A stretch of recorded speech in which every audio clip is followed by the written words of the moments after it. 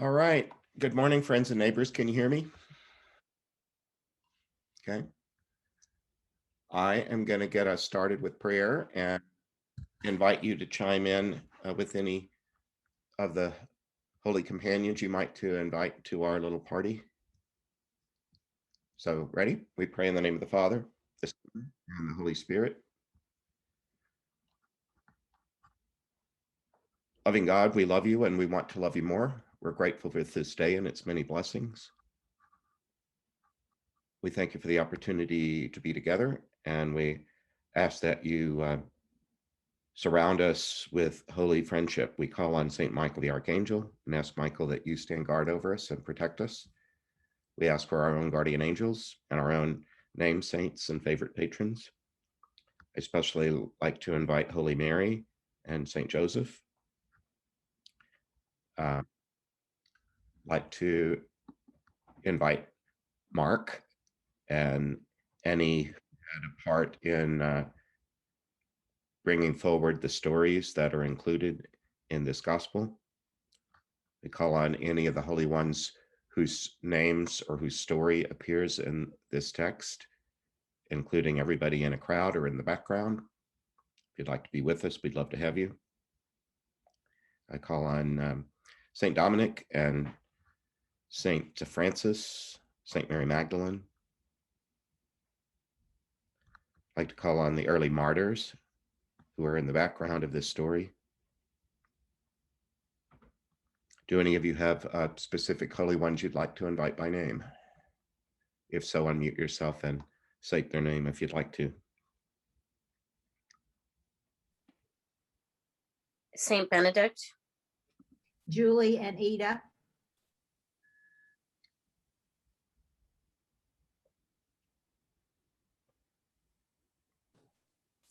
Saint Damien and Molokai,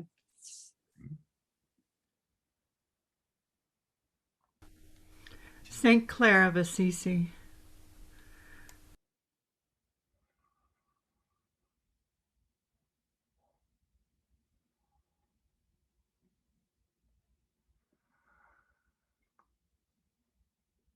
We invite the members of our family lines who are in the light, and we call on all the holy angels and saints, any who we haven't called by name who would like to be with us. Please join our circle. We ask all of this through Christ our Lord. Amen. Amen. Well, it's good to be back with you. Thanks for, it's what, 29 of us right now that are live on this call, and several others have told me they couldn't be here but are following along on YouTube at the recordings. The section that we'll do today goes through chapter 7 and kind of halfway through chapter 8. It's frequently called the bread section because the idea of bread and loaves keeps showing up in it, in the stories. And it's kind of Eucharistic, but anyway, the bread and loaves keep showing up in these sections. If you have something to write with, and if you've been taking some sort of notes since we started, where by the time we get to the end of this session, we're right on the cusp of the turning point. It actually happens that by the time that we end this session, we're nearly at the midpoint of the text. And it just happens that the way the text is constructed, the midpoint is actually where the turning point is also. That doesn't always happen in a story. Sometimes there'll be some sort of a prologue and an introduction, and then something happens in the first third of the story that changes everything, and the rest of the story flows from that moment. In Mark, it really is near the midpoint, and we're part of the way that the story operates is we've seen Jesus go sort of round and round and round. He keeps crossing the Sea of Galilee, going back and forth between Jewish and Gentile lands. The section today, he shoots up into Tyre and Sidon, which is way up on the north coast outside of Israel in Roman and Greek territory. He's going to come back down into Galilee, and then he's going to shoot up north again in the section that we'll do on Saturday. And then after that, if you did it in a kind of a geographical connect the dots format, after he goes up to the mountain and is transfigured and is in the company of Moses and Elijah, who've been dead for centuries, he's going to get his marching orders, if you will, that it's time to go to Jerusalem, because he's confronting evil in the world. Remember, right after his baptism, he's no sooner reminded of how loved he is and uh, consecrated with spirit and water, but he's thrust into the desert by the Spirit and is among the wild beasts, and the angels wait upon him. Remember? So he's confronting evil anywhere it's embedded in the world and kind of reclaiming. He even said earlier that it's necessary to first bind the strong man before you can rob his house. So he's like taking back what belongs to God anywhere that it's been sort of stolen. So there's this constant confrontation with evil that runs all through the text, and it's about to take a definitive turn. So the section that we're in today, 7 and the first half of 8, has sort of the feeling of reiterating things we've already heard. It also has a crescendo going on in it. The crowds continue to get larger, and then he does this break and goes outside the territory very blatantly to show the universality of his message. He's going to be confronted with boundaries of religious rules, who's in and who's out, and how religious professionals can sometimes go from being people that lead folk toward God and toward the holy, and instead become sort of gatekeepers trying to keep out the riffraff. Have you ever witnessed that in church life? That sometimes there can be a heightened concern on the part of somebody on a staff or clergy persons or members of your family who have a particular understanding of their faith that want to make sure that the impure are not allowed in, or something like that. That Jesus confronts that in the section that we'll study today. It's an ongoing issue. One of the issues in the background that it's important for us to consider, because it's really not much of an issue for us, is the issue of table fellowship with non-Jews. Because most of us weren't born Jewish and we're not told that we couldn't eat at the table of a non-Jew. That's really very foreign idea to us, but it was a big deal in the early church for those people who had been raised Jewish and who, from the time that they could sit up and eat, they were being taught about what's permissible to eat and what's not, and different religious rules about eating. One of which would have been, don't you dare ever go into a Gentile home and eat there. It just wasn't done. And when Jesus does that and eats, there are people on hand to say, doesn't he realize he's going into the house of a sinner? For example, the Jewish tax collector, yes, he's Jewish, but he's breaking the law by collecting taxes and giving them to the Romans. So he becomes a public sinner. And if you eat in his house, you defile yourself. So all these issues about clean and unclean that end up around the table, kosher laws, and which people, not just foods that are clean and unclean, but people who are clean and unclean. So that's going to be a big preoccupation in the section that we study today. Remember that I have the chat open. So if you have something that you'd like to put in the chat, go ahead, and I'm going to close it just for right now, but I'll come back to it. And then, as always, if there are questions that come up in the text, make a note of them so that we can talk about those Sunday on our Q&A and interactive time together. So I'm going to skip ahead a little bit to chapter 8, verse 14. We're going to get to this later, but I want to start with it today.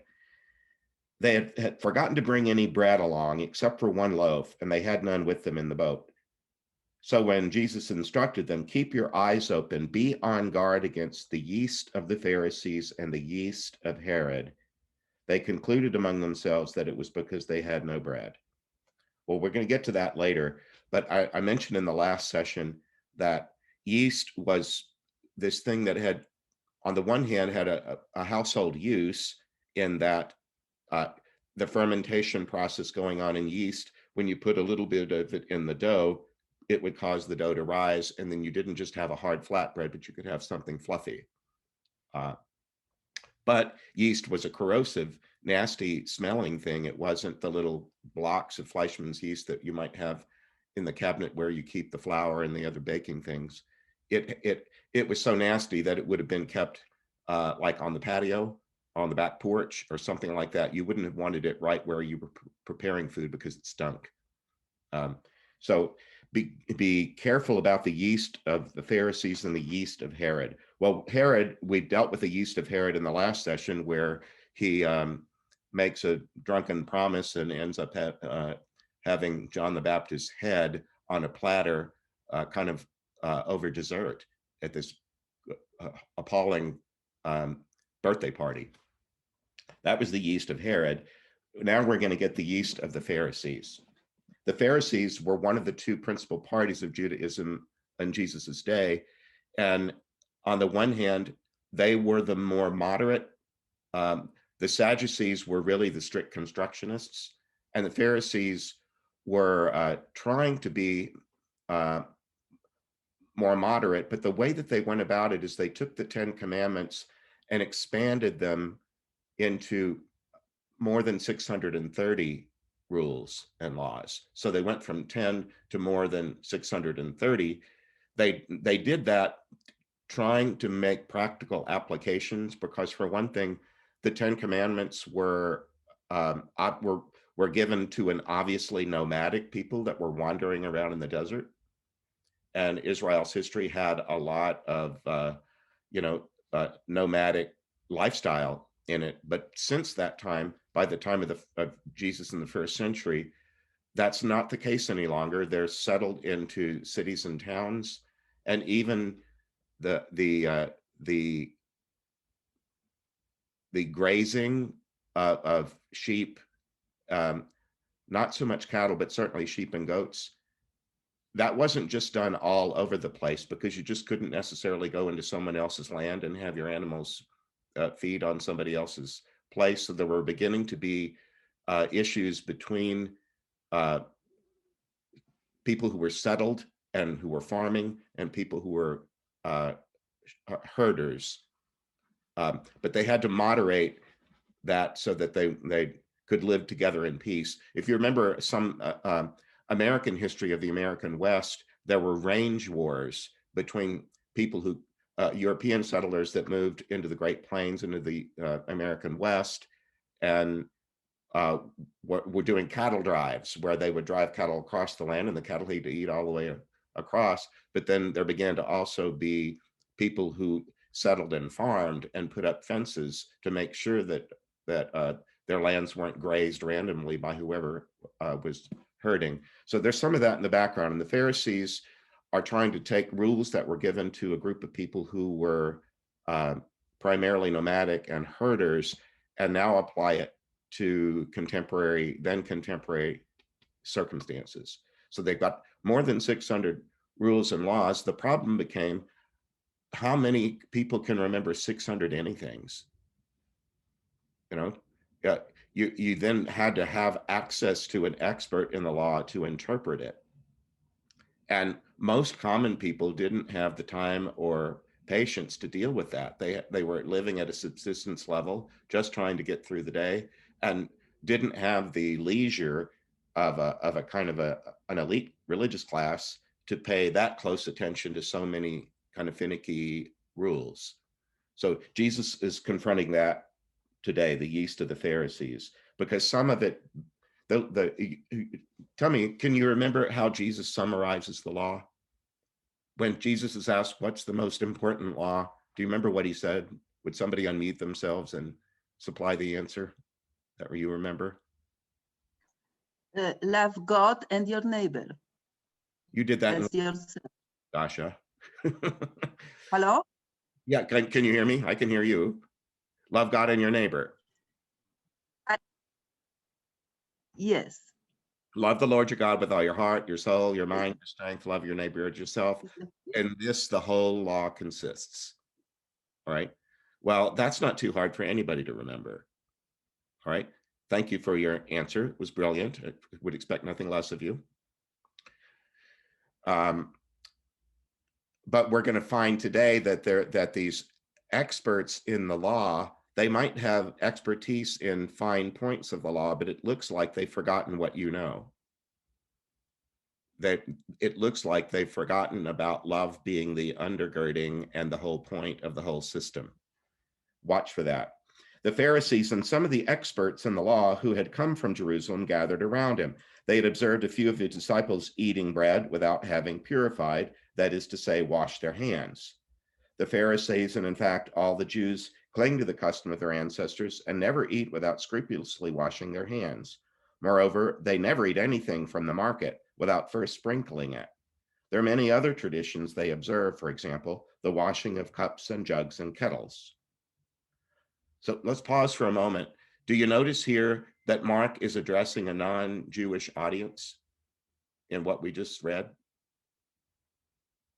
If he was addressing a fully Jewish audience, he wouldn't have to explain Jewish customs to Jews. So that's a real clear tip-off that the audience that was receiving his gospel, what largely were people that wouldn't have been familiar with all of these washing customs. They need to be told about it. Now, there might be a few people, mostly older, in his community that have memories of this from their childhood. By the time I see you on Saturday, I will be an elder.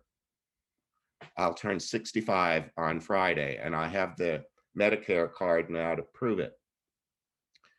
And because I'm an elder, and because I've lived in a time in our church of great change, I remember learning the altar boy Latin prayers for how to say Mass. There were lines in the Mass at that time in 1961 and 2 when I was learning it that only the altar boy said, nobody else in the room said it. And so it was drilled in you that it was terribly important that you learn this Latin and do it the right way, because otherwise the Mass will be flawed because this first grade boy got it wrong. So it was drilled into you the importance of doing this ritual and doing it right. But I can also remember in Catholic school, the dietary law at the time before communion was you couldn't go to communion unless you had fasted from all food and drink for 3 hours. Do any of you remember that? So if Mass at school was at 8 a.m., which it was every day, you couldn't eat after 5 o'clock. So in first grade, is your mother going to roust you out of bed at 4:45 so that you can have a bowl of cereal? My mother didn't do that.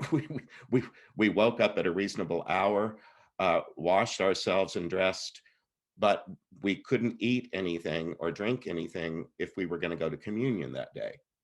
So at the end of the school day, the day before, in the last 10 minutes, when you're putting your books away and getting ready to leave for the day, someone would come in, usually an 8th grader, came into your classroom, and they did a hand count of how many people are going to have breakfast at school the next day. Because if you were going to go to communion, you had to plan the day ahead.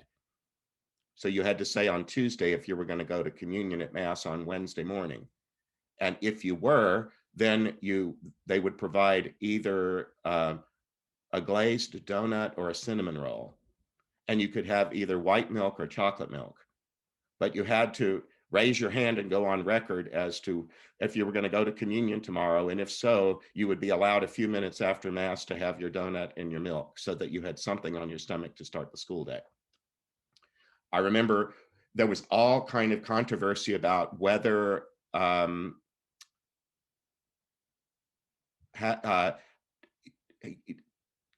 eating a breath mint, would that break the fast?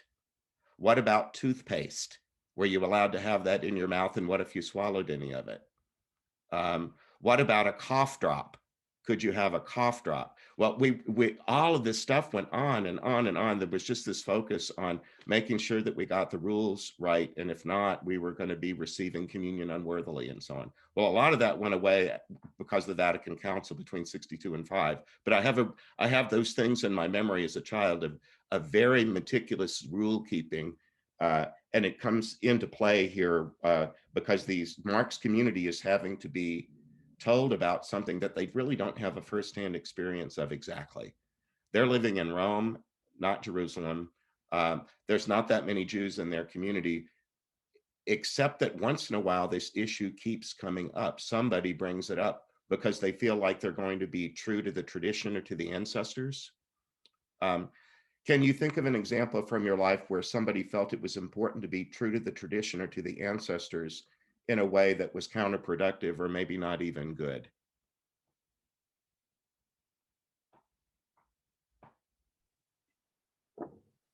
Father, I'm older than you are, a lot older. That's And when I was growing up, it was 12-hour, midnight. We couldn't eat it after midnight. midnight. Okay. And my grandfather was a convert, but he was so scrupulous that he would not put eye drops in before communion. Okay. And that's going a little far, I think. I remember from childhood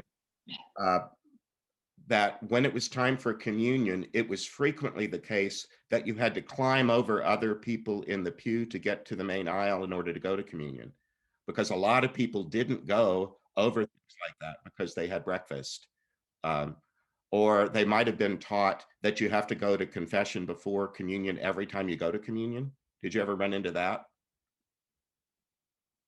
That Yes, you might have yes. done something to make you unclean, because so many things could make you unclean, and the Eucharist was so pristine that bringing your dirty self up there to communion, you had better make sure and go to confession moments before going to communion.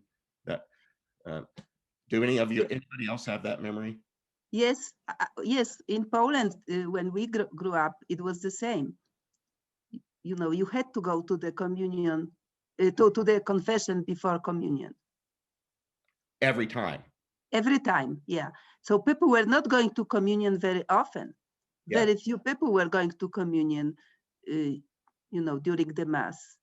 Back in at the beginning of the 20th century, I think it was Pius X that had to tell people, stop it and start going to communion again, because almost nobody was going, because the pendulum had swung so far to that idea of impurity, and there was a kind of spirit of the age. It also was sort of bound up with the Victorian era and concern, especially over anything sexual. There were even married couples who had had sex the night before who wouldn't go to communion the next day because of some idea that they might have enjoyed it too much, or somehow there might have been something impure in their intention, or something, even if they were with their own spouse. So once in a while, this kind of thing takes over, and it's not just first century Judaism. It can happen in lots of different religious systems, and Jesus was confronting it in this section. So there's all this stuff about jugs and kettles.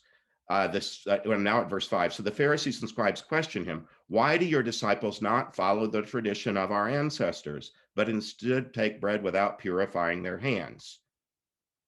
So they're angry, and they're full of righteous indignation that the rules are not being kept by Jesus's followers. Jesus's reply is, "How accurately Isaiah prophesied about you hypocrites." So he's quoting the Old Testament to these people and saying, "You hypocrites," which incidentally, the prefix hypo, like a hypodermic needle under the skin, hypo means under, and krites is a mask. Now, we've all been under masks for the last year, but usually that meant an actor or an actress. You know those, when you see that depiction of Greek comedy and tragedy, you know those two masks that sometimes are on the door of a theater? One is a smiling face and the other is a sad face, comedy and tragedy. Well, the mask is an icon of an actor or actress that goes under a mask or under makeup or under costuming to become something that they're actually not, that they're pretending to be. Well, the word hypocrite is just the Greek word for actor or actress. It doesn't have any moral overtones. It's not immoral to be an actor or an actress. It's just the word for actor.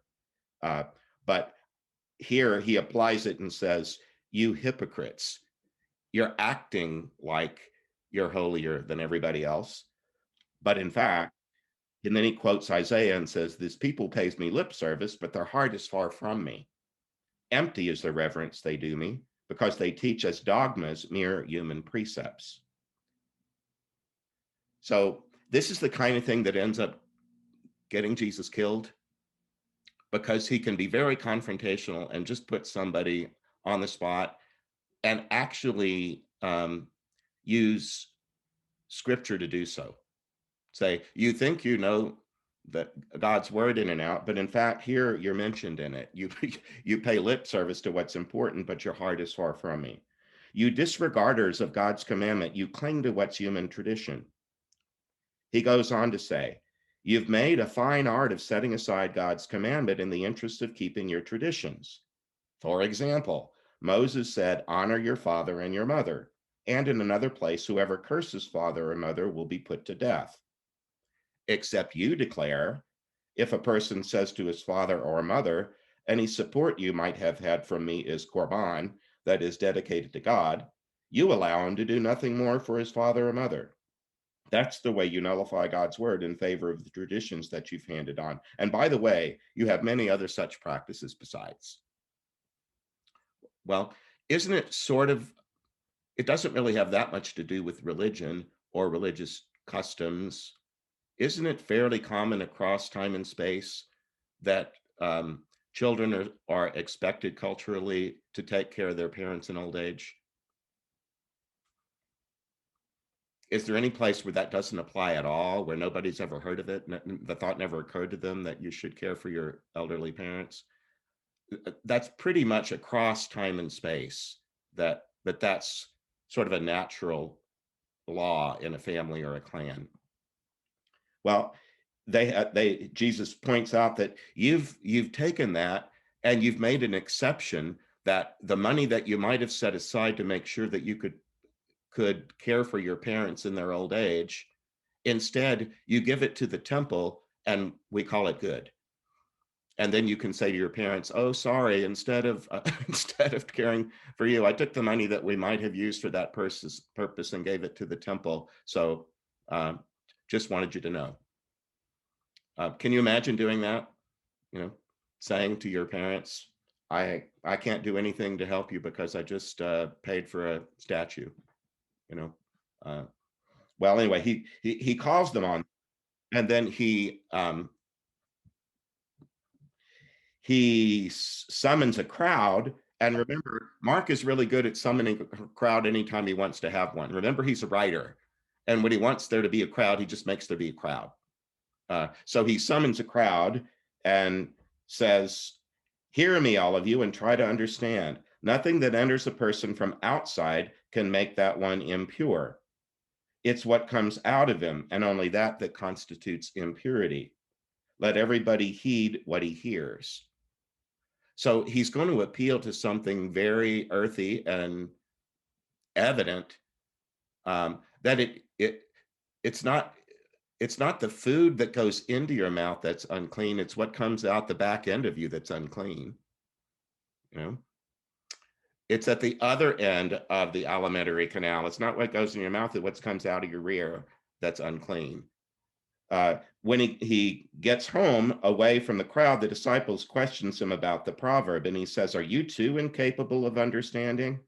And again, that's a theme that runs through Mark, and that it's a challenge to us to not assume that we understand all the time, or to read Mark and think by the time I finish this study that Father Nathan's leading, I'm going to understand it all. That doesn't mean we don't try, but he says, are you too incapable of understanding? Don't you see that nothing that enters a person from outside can make them impure? It doesn't penetrate the being, but enters the stomach only and then passes into the toilet, into the latrine. Thus did he render all foods clean. All right. So Mark is trying to close the book on this for his own community in Rome and saying, could we please stop having this conversation over and over again? Could we go on to other things? Jesus solved this problem. There are no unclean foods. If you remember, St. Paul had to deal with the issue of meat sacrificed to idols. Do you remember that in the letters of Paul? The fact that when in Rome, when you went, or in Greece, when you went to the marketplace and bought meat, it had already been sacrificed to some god or goddess. That was just commonplace. And then people wondered if it was safe to eat it or if it would be blasphemous. And St. Paul had to say, well, it might be blasphemous if those gods or goddesses really existed, but remember, they don't. There is no such thing. And so even though this food might have been sacrificed to an idol, it's perfectly safe to eat it. So these issues about what can we eat and not eat, who can we eat with, he's trying to put an end to it. And at verse 20 or verse 19, he renders a verdict. Thus did he render all foods clean. But he went on. What emerges from within a man, that and nothing else is what makes them impure.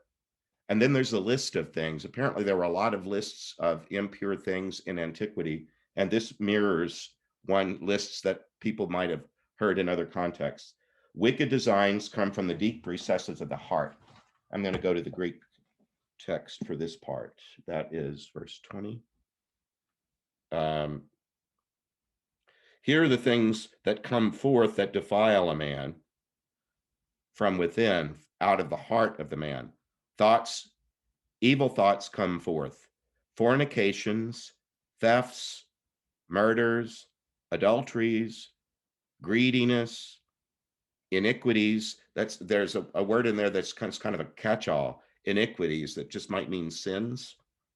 Deceits, lewdness. My New American translation translate that verb as sensuality, which I don't think is a very good translation, because in modern English, we don't think of someone being sensual as necessarily being sinful.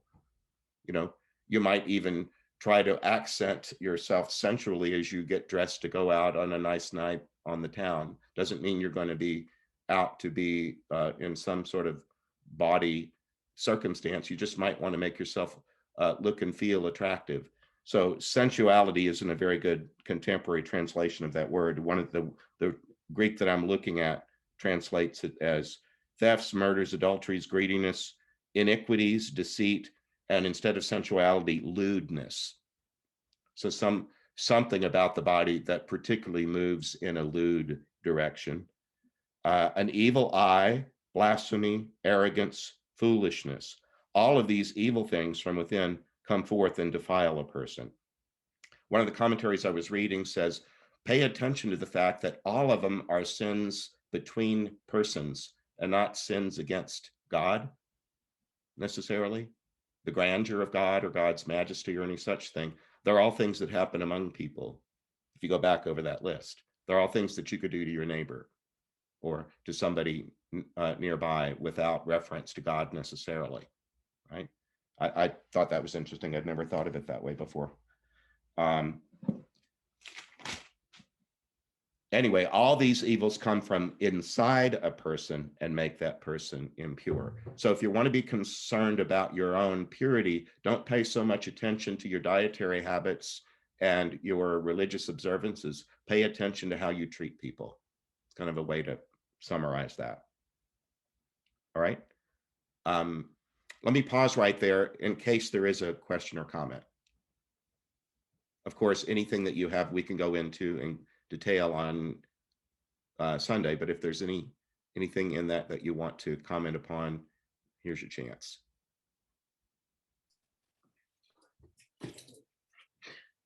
This is Deb. I was just thinking about the Philippe Neri, Saint Philippe, who I just remember watching the movie, and the money he was given for the church to beautify the church, he would use it to feed the poor children. And they didn't like that. It just kind of reminded me of what you were talking about, of using the money for good versus statues. Yeah. One of the things that was happening in Jesus's time is the temple had been rebuilt, but King Herod imposed stricter and stricter taxes on people who were already barely subsisting in order to adorn the temple. So there were lots of, in fact, it had lots of gold on the outside of it and lots of fine marble, so that when the sun hit it, it really looked like it was lit from within. It was as grand as he could possibly make it, but the money for all of those adornments were coming out of the mouths of people who could barely feed their families, and they had no say about it. Much of the land had been expropriated in the first century. The Romans had pretty much finished defeating practically the whole known world. There were no battles left to be fought, and so they were able to take that enormous power machine and turn it from new battlefields into building roads that led from the conquered places back to Rome. You know that old maxim, all roads lead to Rome? Well, it was during the period when Jesus was on the earth in first century Palestine, that a lot of those roads and aqueducts were being built.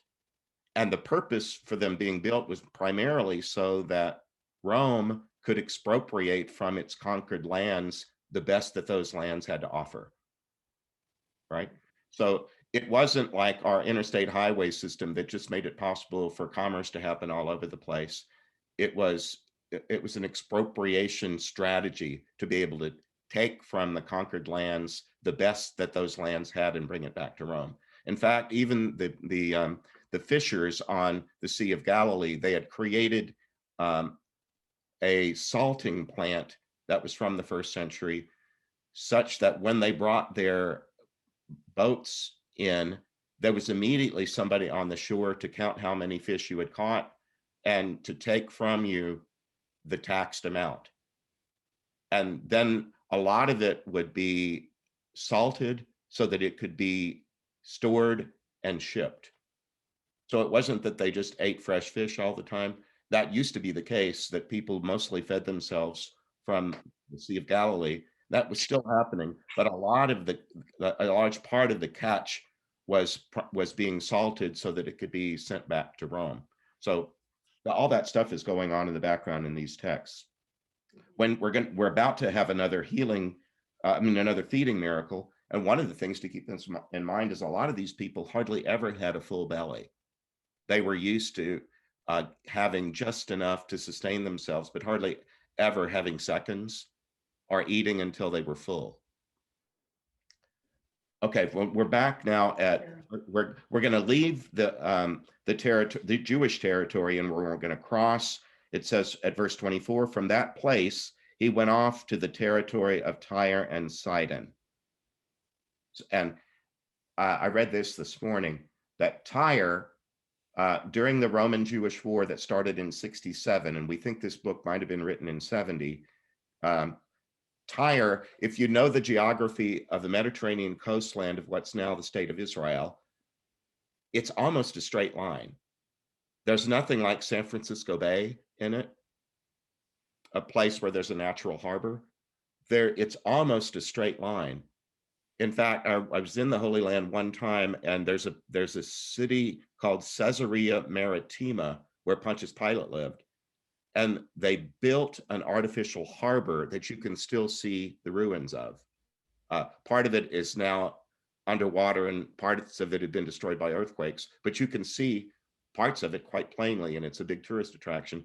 They built an artificial harbor out into the Mediterranean, so there was a place that ships could come in, dock, and load and unload safely, because there was no natural harbor. Well, anyway, Tyre was a place to the north, and it did have a natural harbor, and it was a portal to Rome.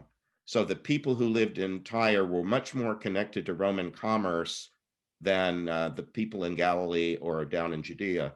And because they were so connected to Rome, they had more of economic allegiance to Rome, or their interests were tied up with Rome. So at the beginning of the Roman-Jewish War in 67, Tyre was allied with Rome, and it was a belligerent, was against Judea and Galilee in that effort. So it's not only for Mark's people, it's not just foreign people, but it's a foreign adversary people when they hear Tyre and Sidon. So that happens later in history, but it's in that period between the events in the story and the time the story gets written, in those 40 years in between. Mark's readers would hear Jesus go to Tyre and think, boy, he went into enemy territory. Those people fought against us, or fought against the Jews. Anyway, he retired to a certain house, and he wanted no one to recognize him. However, he couldn't escape notice. That happens all the time. Soon, a woman, and actually in the Greek, it's a lady. She's a lady. She owns a house, and in the house, there's a table.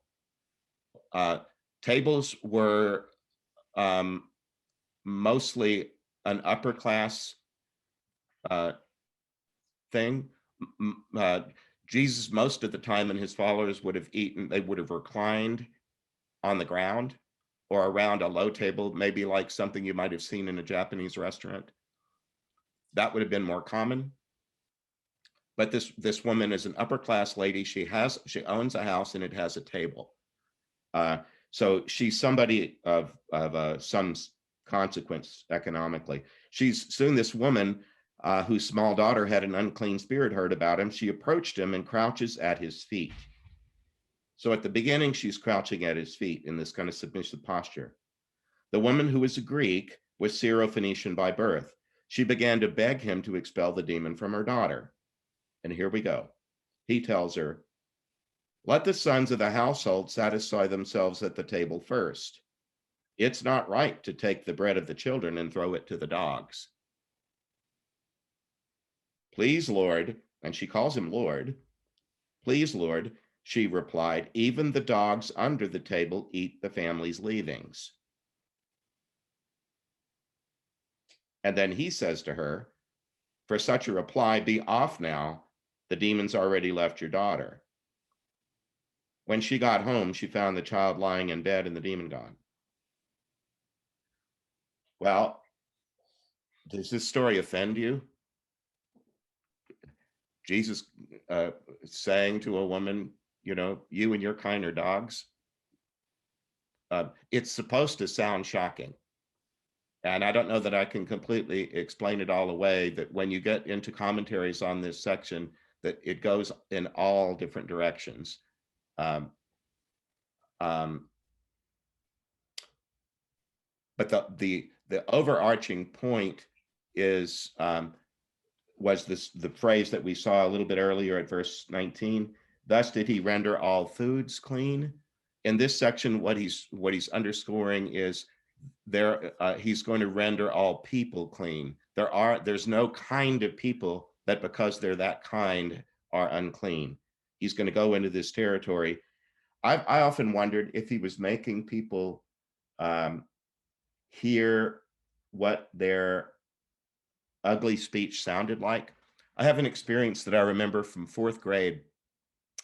There on the playground after lunch, some 4th grade boys were using really foul language.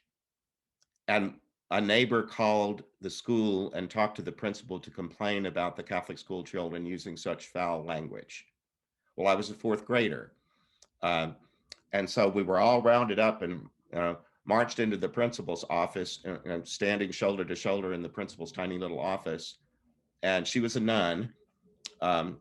We all knew that she smoked. She smoked secretly, but we all knew that she smoked. Her name was Terrence, but we called her Tarantula. And we were in her office, and we found out that the reason we'd all been rounded up there was because 4th grade boys were using foul language that the neighbors were complaining about. And she went into this sarcastic thing, folding her hands like she was going up to communion, and said, "All of you this morning, you look so angelic. you had your hands folded and you looked so pious. And then you went up to Father and you stuck out your tongue to receive the host. And she stuck her tongue out and then she said, and when you did, on it were spiders and snakes and ooze and nastiness because your mouth is full of foulness. I just remember this picture of this nun sticking out her tongue and trying to make this graphic with her face of how ashamed we should all feel about how foul our mouths were. When I hear Jesus using this language towards this woman, it kind of reminds me of that. I wonder, is that what he was doing? Was he trying to give them a graphic of just what they sound like when they denigrate somebody else because of their race or their nationality, the place where they live, the color of their skin, anything like that? But I've never been able to hear, when I brought that up to any of my professors, they all said, that's a fine idea, Nathan, but it's too tidy. It's best to let this saying stay raggedy, because it's raggedy in the text. If you want to pretty it up and make Jesus, Matthew does something similar. Matthew takes this story and carries it over into his gospel, but he finds it sounds too harsh and he cleans it up. But one of the things I sort of like about Mark is you have the rough cut of things. And one of the things I did read was that it was common in finer, in the houses of the wealthier, that they did have house pets the way we do. Poor people typically didn't. Their dogs lived in the street and maybe slept on the porch. But in the houses of wealthier people, there were house pets that were domesticated and not allowed to roam about outdoors, that were kept inside. And that it wasn't uncommon for children to feed kids, to feed a pet, a dog, from the table. But anyway, there's there in that section, it's shocking that Jesus gets one-upped in speech by an outsider and a woman, and it's supposed to sound shocking, and that he backs down and praises her for her clever banter, and then says, your daughter's already been healed. And this is one place where it doesn't says your faith has healed you. It doesn't say that. It just says, for such a reply, be off now. The demon's already left your daughter. When she got home, she found the child lying in bed, and the demon got. But remember, it's all in this context of all foods and all people are clean. It's nothing about exterior appearances of any kind. It's about what comes out of a person that makes them clean or unclean. I'm going to continue on to verse 31. He then left Tyrian territory and turned by way of Sidon to the Sea of Galilee into the district of the Decapolis. Some people brought him a deaf man who has a speech impediment, and they beg him to lay his hand on him. So there's a man who's deaf and he has a problem with speech. He lays his hand on him, and Jesus takes him away from the crowd. He puts his fingers into the man's ears, and spitting touching his tongue. And he looks up to heaven and emits a groan and says, Ephatha, be opened. And at once the man's ears were opened. He was freed from the impediment and begins to speak plainly. Then he enjoins them strictly not to tell anybody, but the more he orders them not to, the more they proclaim it. The amazement went beyond all bounds. He's done everything well. He makes the deaf hear and the mute speak. It happens that in our baptismal ritual, I'm used to most of the baptisms I've done are babies, except at the Easter Vigil. So I'm thinking of baptisms where we've just baptized the baby, we poured the water, maybe we've dabbed at the water, we put the oil on their head, and we light a candle from the Easter candle, and there's an admonition to the grandparent, to the godparents and the parents, keep this flame burning brightly. And may this child be raised and to know that they are a son or daughter of the light. Keep that light burning brightly, that ultimately we all go out to meet the Lord in the heavenly kingdom. It kind of has that evocation. Remember that story of the wise and foolish virgins that are needing to keep their lamps lit because the master's coming? Has this idea of making sure that this child is raised in a way to understand that they live in the light and they're bearers of the light wherever they go. Well, at the end of the baptism ritual, there's an optional rite for touching the child or the person's ears and their mouth, and it comes from this passage. Especially for a child, when this child is old enough to speak for him or herself, may his or her tongue be loosed to proclaim God's goodness. May their ears be clear, that they may hear the word of God spoken deeply within them. So it comes from this story. But we're coming to the end of a story arc, and remember, this whole section has been about misunderstanding, not getting things, not hearing, not comprehending, not knowing what to say. So this healing that has a person who is deaf and mute is kind of iconic of sort of summarizing the section that's about to come to a close. Remember to write down questions or comments that you have that we can go into on Sunday. I'm going to try to get us through the middle of chapter 8 in the next 10 minutes before we're done. So we go now to chapter 8. It says, at about that time, another large crowd assembles. Again, when Mark wants there to be a crowd, he just creates one. Another crowd assembles, and they were without anything to eat. He calls the disciples over to him and says, my heart is moved at pity with the crowd. By now they've been with me 3 days and have nothing to eat. Remember, the story that we just did is in non-Jewish territory. He did come back to, it said he returned from there by the Sea of Galilee, but he went into the district of the 10 cities, and that was an area that was Gentile, even though it's back in Galilee. So it's a primarily non-Jewish crowd. It's a Gentile crowd.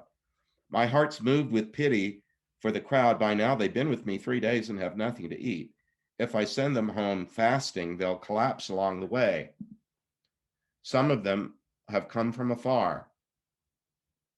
His disciples replied, how can anyone give these people sufficient bread in this desert? Remember, it was only in the previous chapter that they saw him feed 5,000 with 5 loaves and 2 fish. Deb, how can you possibly have just been there for that and then say, how can anyone give these people sufficient bread in this desert? I mean, like, how clueless can you get? That's the point. They didn't understand, and they still don't have. Remember, we were told the first words out of Jesus's mouth back in chapter 1 was, change your mind and believe the good news. Well, they haven't changed their mind, even though they were present to and put part in the feeding of 5,000 with 5 loaves and 2 fish. He says, they say, how can anyone give these people sufficient bread in this desert? Still, he asked them, how many loaves do you have? 7. To me, it sounds like, were you ever in a classroom in elementary or junior high or even high school? Like about 10 minutes to 3 on a hot day with an exasperated teacher who has not had a good day. That's what Jesus is a rabbi. Remember, he's teacher. And to me, he sounds like a bedraggled teacher who feels like, how am I ever going to get these students to learn? They just said, how can you give these people sufficient bread in this desert? Still, he asked them, how many loaves do you have? 7. Then he directs the crowd to recline and in places on the ground. And taking the 7 loaves, he Eucharisted. It's the Greek word for giving thanks. He Eucharisted and broke them and gave them to his disciples to serve. In all these feeding miracles, he never says, get out of my way, I'll take it from here. He always, even if we're as uncomprehending as his followers were in this story, he still puts them to work. He doesn't take over, he puts them to work. He gives the bread to his disciples to serve, and they hand it out to the crowd. They also had a few small fish, and asking a blessing on the fish, he told them to serve these too. The people in the crowd ate until they had their fill. Then they gathered up 7 wicker baskets. Remember the last time we were with Jews and it was 12 baskets left over. Now we're with Gentiles and it's 7 baskets that are left over, because there's this, the 12 evoke the idea of the 12 tribes of Israel. The 7 invokes the idea of the 7 seas. It's not Jewish, it's universal. The crowd eats their fill. They have gathered up 7 whisker baskets of leftover. Those who had eaten the number were about 4,000. He dismisses them and immediately gets into the boat with his disciples to go to the neighborhood of Dalmanutha. But the Pharisees come forward because they never give up. They still want to apply the law somehow because that's their expertise. So they come forward right after he's fed 4,000 with 7 loaves. They come forward and they're looking for some heavenly sign from him as a test. With a sigh from the depths of his spirit, he says, "Why does this age seek a sign? I assure you, no such sign will be given it." And then he left and got into the boat and goes off to the other shore.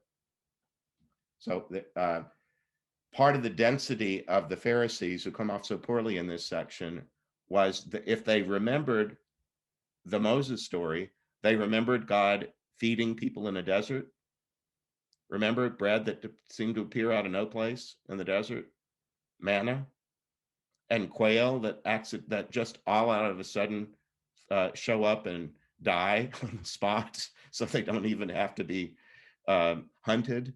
The quail just show up and suddenly they flop around on the ground, and all you have to do is pick them up. That's from the Exodus story. And so the Pharisees show up right after he's done 2 huge feeding miracles. And they said, "When are you going to show us a sign? We want to see a sign. You know, if you're who you say you are, show us a sign." So he just sighs from his heart and says, "I'm done. You're not going to see the sign that you're looking for because I can't do anything about it." They had forgotten to bring any bread along except for 1 loaf. Except for 1 loaf, they had none with them in the boat. So when he instructed them, "Keep your eyes open, be on your guard against the yeast of the Pharisees and the yeast of Herod," they concluded among themselves that it must be because they have no bread. Aware of this, he says to them, "Why do you suppose it's because you have no bread? Do you still not see or comprehend? Are your hearts sclerocardia? Do you have hearts of stone?" Sclerocardia in the Greek. "Have you eyes but no sight, ears but no hearing," like the guy that was just healed in the previous story? "Don't you remember when I broke the 5 loaves for the 5,000? How many baskets of fragments have you gathered up?" Weren't you in this classroom? Didn't you have an exasperated, especially like a math teacher, and nobody's getting the concept, and the class is almost over, and it's clear that this has just been a waste of everybody's time? "Don't you remember how I broke the 5 loaves for the 5,000? How many baskets of fragments had you gathered up?" And they mutter, 12. "When I broke the 7 loaves for the 4,000, how many full hampers of fragments did you collect?" And they said, 7. And he said to them, "Do you still not understand?" Well, anyway, we're going to leave it there because they just don't understand. So the scene is going to shift again. And oh, by the way, the next healing is going to be somebody that's blind, because this whole section is about not seeing what's right before your eyes, not hearing what's spoken to you. When they arrived at Bethsaida, some people bring him a blind man and beg him to touch him. Jesus takes the blind man's hand and leads him outside the village. Putting some spittle on his eyes, he lays his hand on him and asks, "Can you see anything?" The man opened his eyes and says, "I can see people, but they look like walking trees." Then a second time, Jesus lays his hand on his eyes and he sees perfectly. His sight's restored and he could see everything clearly.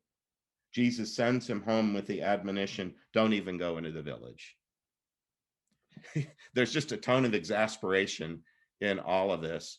And even, remember how it said earlier, remember when he was in his hometown and his family thought he was crazy, and their lack of faith, because of their lack of faith, he could perform no miracles there. And then at the end of the sentence, it says, "except for a few healings." His if you think of Jesus as some sort of superhuman, there's some kryptonite around here, that's lack of faith. That just makes it impossible for him to heal. Oh, except for a few sick people. Well, it's sort of like that at the end of this section. There's a blind man who comes forward, and Jesus touches him, touches his eyes, lays hands on him, and says, "Can you see anything?" And the man says, "Well, I see people, but they look like walking trees." Well, it's like, okay, he's still working at trying to get eyes opened and ears opened and hearts softened, but right now it's a grind. And I think this section, people in Mark's community can appreciate the grind that life can be sometimes. And as you pray this section between now and Saturday's lesson, you might want to think about, does this help me see Jesus more empathetically? Have I felt like my best efforts are so resisted? Or I try and I try and I try, and I make a little bit of impact, but people look like walking trees. There's just the fatigue that seems to me to settle in this section, and it really is rocky ground, but it's about to shift. So that and here, when the guy does go away healed, Jesus doesn't tell him, "Go back to your people and tell all that's happened to you," the way he has in earlier healings. This time he just says, "Don't even go home. Don't even go into the village. Just scram," something like that. We're done here. So I love this section because I love the way Jesus is that when we do study John, it's going to be light years away from this. Jesus is going to practically float through the whole of John's gospel. He's going to look like this demigod most of the time. But in Mark, you get this. In this section in particular, you just get this exhausted, exasperated Jesus who can heal somebody, but it takes 2 tries. And then he just says to the guy, "Just get out of here. just go home." All right. So that's the end of the lesson for today. If you would please, either I'll look at the chat. If you put anything in there, I see a few comments, or by email, let me know something that was brought up in this session that you'd like to go into some detail on Sunday. My sister, yeah, go ahead. Would you remind us of what the email address is? Yeah, you can use info@nathan-castle.com. Okay. info@nathan-castle, info@nathancastle.com would be fine. My sister has reminded me, ask your people if they would say something about what we're doing on their social media. So any of you that are active on Facebook or anywhere, it never hurts to have a little bit of messaging out there, because tomorrow I'm going to sit down and plot out a schedule for a course on John that I think will start the Saturday after Easter, probably with a 3-hour kickoff like we did for this one. So she said it wouldn't hurt you to have some of your people kind of promote you some and remind them that they can watch the whole thing on YouTube. And my YouTube channel, you have a link to it because it arrives every time you get a reminder email. But my YouTube channel is Father Nathan G. Castle OP on YouTube. Okay. All right, we're done, and I have mass in a little bit. So if you want to do a live stream mass, it's coming up in less than half an hour at uacatholic.org. That's UA Catholic University of Arizona Catholic.org. I'll be the presider and the preacher today and tomorrow. Okay. God bless you. Have a great day.